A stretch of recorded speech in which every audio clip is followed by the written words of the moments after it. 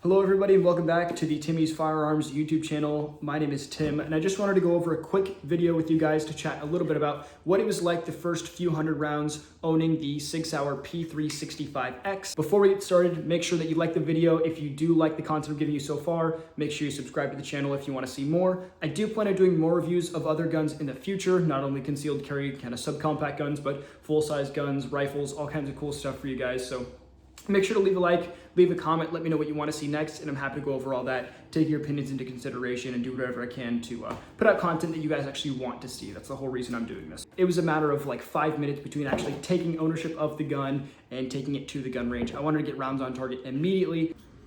All right.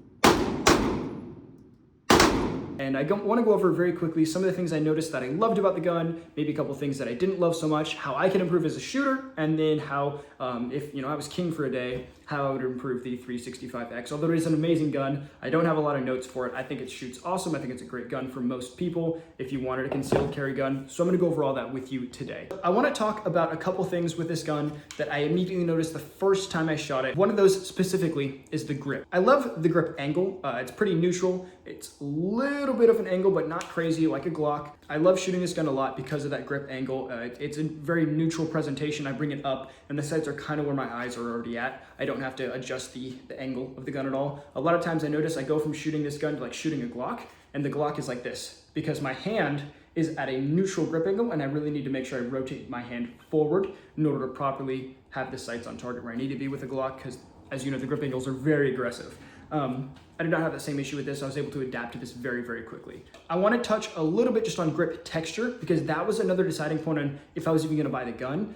As most of you know, whoever shot a Glock, the Glock grip textures are nothing to write home about. It's just a plastic grip with a couple dots on it. It doesn't really stay in my hand very well. A thing that I noticed about the G43X, and I was seriously considering the G43X as a carry gun, was that as I would shoot it, my hands would get sweaty and I would just ever so slightly start slipping on the grip, just a tiny little bit. And for me, I was not super comfortable with that. And I thought, okay, well, if I do buy this gun, I'm gonna have to get the grips, like Talon grips or something. Why would I do that when I can just get a gun that already from the factory has the gripping that I like? So no matter what, if your hands are sweaty, if you just got back from a jog, if you're riding the elliptical at the gym, or if you're just at the gun range and your hands tend to get a little sweaty like mine do. Like, I'm sweaty. Are you sweaty? I'm kind of sweaty. But even still, the grip texture on the gun, it allows me to keep a good grip on it. Compared that to like, I don't know, like Glock, for example. The Glock grips are like, this grip does not fail. I like it a lot. It's great. If I go from washing dishes with Dawn dish soap on my hands and somebody breaks into my house, I'm confident that I can grip this gun well and it won't slip out of my hands. Another thing I want to touch on is this little notch for your middle finger.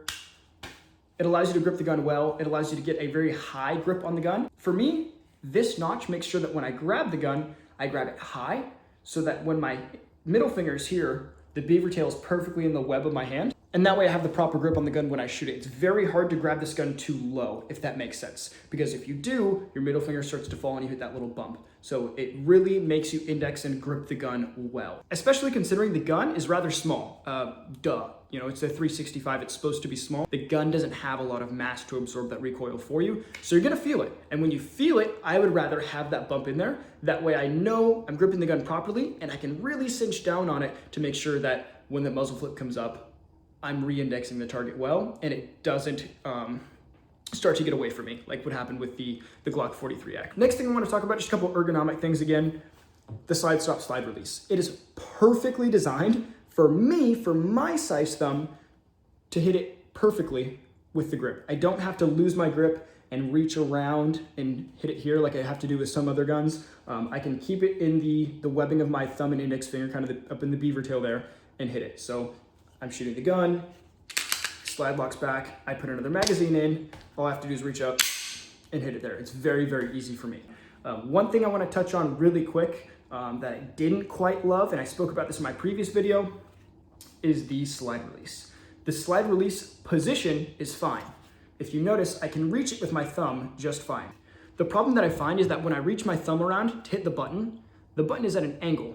The angle is this way, meaning that my thumb comes straight down right on this edge and I don't quite get enough leverage to get the magazine out every time. Sometimes I miss it. Is that something that I could practice and become a little better at? Of course, and I will, but it just makes you think, why don't they angle it the other way towards your thumb so you don't have to reach around quite as much to come at, sort of this angle to hit the button. Just something to think about. If you're somebody like me with really short thumbs, I did notice I had to slightly rotate my grip just so I could reach and hit that button well.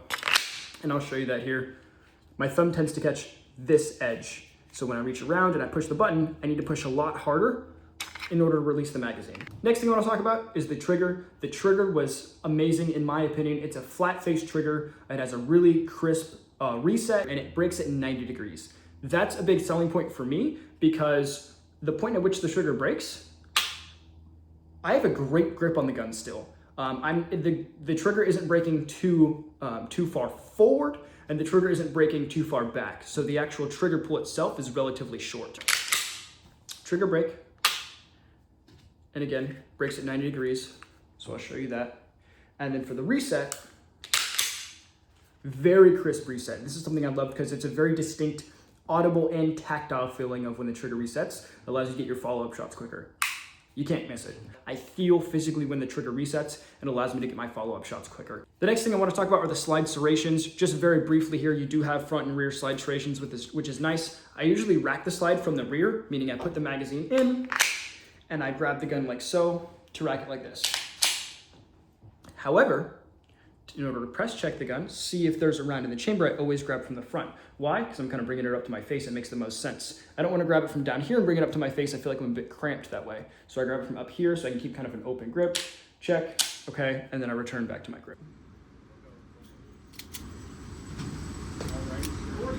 I like front and rear slide serrations. Are they necessary? Absolutely not. But this just speaks to the fact that Sig really does give you almost everything when it comes to the 365X. Next thing I want to talk about just very quick are the sights. You do get night sights. I found that they were much greater than what you'd find with the Glock or the Springfield Hellcat Pro because they illuminate at night. It's the actual 3 dots. It's not the dot and like the U or the dot and the square kind of cup that you find in like the Glock, for example. I really dislike those. I think that there's better iron sight designs out there and Sig has one. Many other gun manufacturers have them. If you have a concealed carry gun and you don't have night sights on it, I think you're making a mistake. Because if somebody attacks you at night, which can happen, say you're walking home from work and you have your concealed carry, you bring it out and you can't see your sights, you cannot properly index your target. And I think that's dangerous not only for you, because you might not be able to shoot what you're intending to shoot at, but it could be dangerous for other people. Say you miss and you shoot off to the left and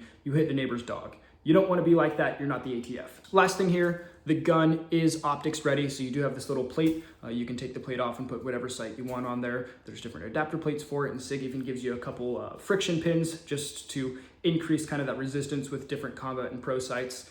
That way the recoil doesn't wiggle them loose, I guess. Now that we're done talking about the gun itself, let's talk about how the gun shoots. Immediately what I noticed, especially compared to other models, and this isn't to crap on other models by any means, I will buy other guns. This is just something for me that I loved about the Sig. When I shot the gun, it stayed in my hands very well.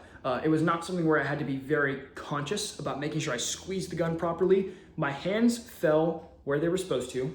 I have a very confident grip on the gun, and even though it recoils quite a bit because it's a small, kind of compact gun, I was still able to re-index my target very easily. I would say I shot fairly accurately with the gun. After I got used to the recoil of the gun, after I got used to what it feels like to return the sights back on target, I was able to shoot a relatively quick pace, even shooting doubles. I could put 10 rounds within probably an 8-inch diameter circle. That's kind of the size of the A zone on a human target. I think now is a good time to talk about the reliability of the gun, and of course the gun was 100% reliable. So I put a few hundred rounds through the gun. I will do a 1,000 round review when I have 1,000 rounds through it, but from the ammunition I put through it so far, which was just some 115 and 124 grain range ammo, it seemed to be great. I shot Blazer, and I think the other brand was RBS or something, I really don't remember. When I pulled the trigger, the gun went off 100% of the time, and that builds a lot of confidence, especially for somebody who's new to concealed carry, who's new to firearms in general. Just helps me know that if I do need, God forbid, to present this gun in order to protect my life or the life of people that I love, it's not going to be something where I pull the trigger and it goes click and not boom. I see a lot of memes about, Sig, with it, especially the 320, like the gun is 110% reliable because it'll shoot even when you don't ask it to. I've never had any issues with that with this. Granted, I only have a few hundred rounds through it, so who knows, maybe I shoot my dick off one day, but for now, it seems to be fine. Lastly, I just want to wrap it up with a question, which is who would I recommend this gun to? Like I said before, I'm pretty short statured. I'm about 5'6", 160 pounds. I would recommend this gun really to anybody though. If you're a woman who's 5 feet tall and 100 pounds, this gun would be perfect for you. It'll fit your hands perfectly. It's thin. The reach is short, so your fingers don't have to be too long. The slide, I would say, is a little hard to rack if you have really weak hands, but I'm not a huge guy by any means, and I can do it. So if you're an old lady and you have super weak hands, no offense, maybe get like a PDPF because those have the little lighter recoil springs.